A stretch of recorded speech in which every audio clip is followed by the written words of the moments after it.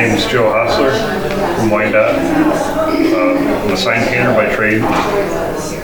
Been doing that for about 10 years. I obviously love art, love making it. And I'm glad that I get to work with my hands on a daily basis. Keeping the art, the paintings, as an intimate thing to do after work. Kind of a more expressive way to do my work. I enjoy making paintings of automotive stuff, and more than automotive stuff, I like doing art that is representative of good stories.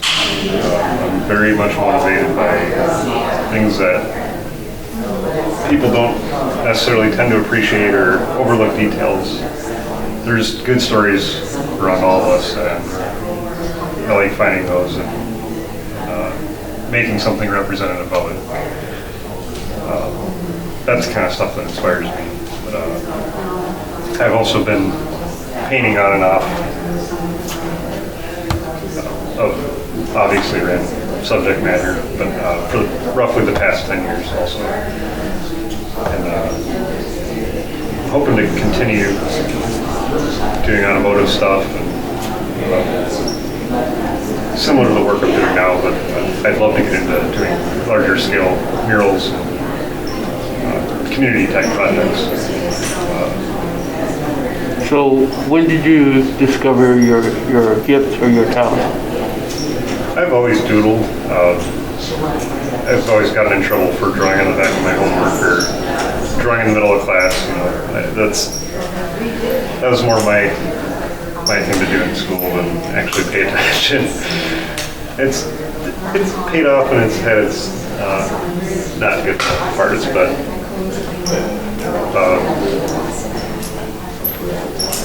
I think I really discovered art after high school. I really kind of dove into it and wanted to do something more than just doodle. And over the course of the next years after that, I seeked mentorship from some of my favorite artists. And some of them pushed me away, and some of them actually opened their arms and taught me everything they know. And Tim's one of them by far. Obviously, our art is not the same, but he really has a lot of insightful attitudes and just the way he is, it's very inspiring, and we feed off of each other a lot, I feel like.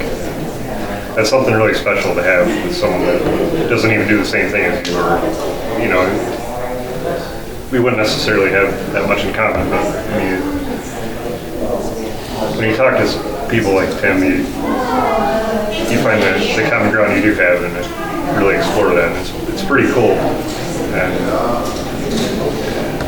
so, as an artist and a painter, who inspires you aside from Tim? What great artists are you inspired by? Any great artists? My favorite local artist is by far Camilo Pardo. His style and his demeanor and everything about him, I think is just really cool. Are you all set over him? There's so many great artists that I'm inspired by. Tim Porter, Charlene Welton,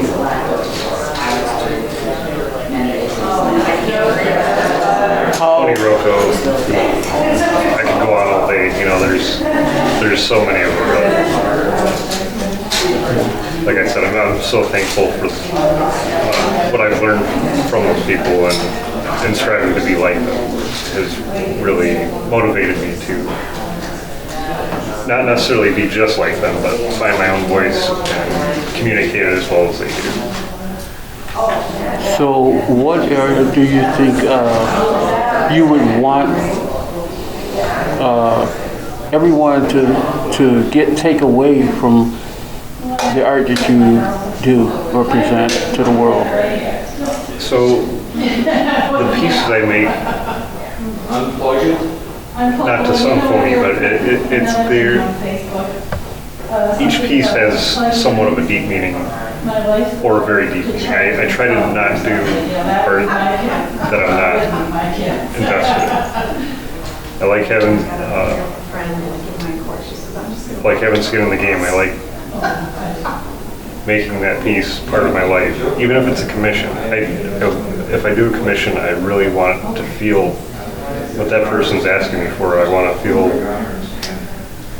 what they're feeling and communicate that the way that they would want, with obviously my own spin. But I really like making deep pieces, and I got it. Thanks. when people tour my art, I didn't want to step. Thank you. I love it when people relate or have their own story about something similar to something I painted. That is the most gratifying experience as an artist, and that is, I don't care about selling art. I mean, obviously I do a little bit, but I don't care about it nearly as much as that feeling of someone lighting up and telling me their story about something that my painting reminded them of. And that is just the most beautiful thing, and a high that I always chase when I make art.